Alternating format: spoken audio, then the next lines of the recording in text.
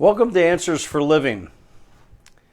When you're faced with truth that you know is true, and you know a decision to follow or to obey the truth will cause a change in your life, you're at a point that I call a defining moment.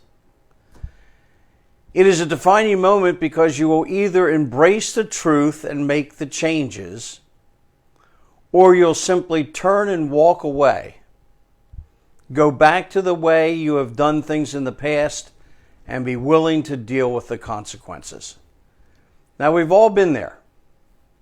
Maybe your marriage is shaky and someone comes up to you and gives you 3 things to do that will strengthen your marriage. And you hear them and you know that they just spoke truth into your life. Now you need to decide, will I follow through? Or will I continue to do the same thing? It's a defining moment. You can have a defining moment in the way you use your finances. You could have a defining moment with your job performance. We all have had experiences that we understand are defining moments.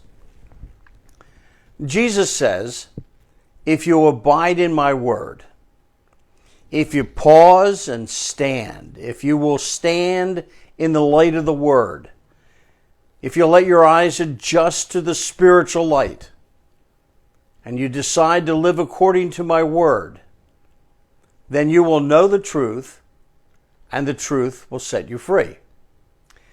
But the tendency is to hear the truth, and that truth makes us uncomfortable, so we retreat to what is comfortable, even though we know that what we just heard was true. So now we're going to go to the story of the rich young ruler.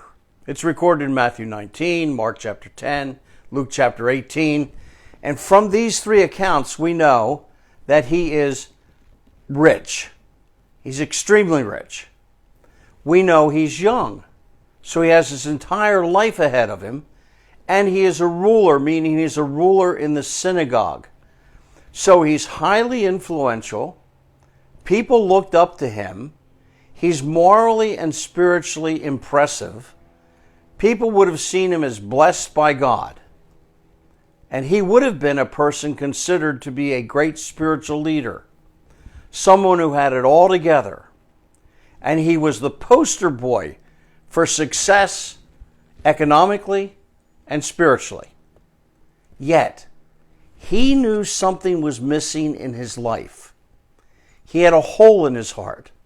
So deep was the hole that he sought out Jesus. He is absolutely convinced that Jesus can give him the answer to his emptiness. The interesting thing is he knows what he's missing. He needs eternal life. So this young ruler is going to make a life-changing decision. What will he do with the answer Jesus gives him?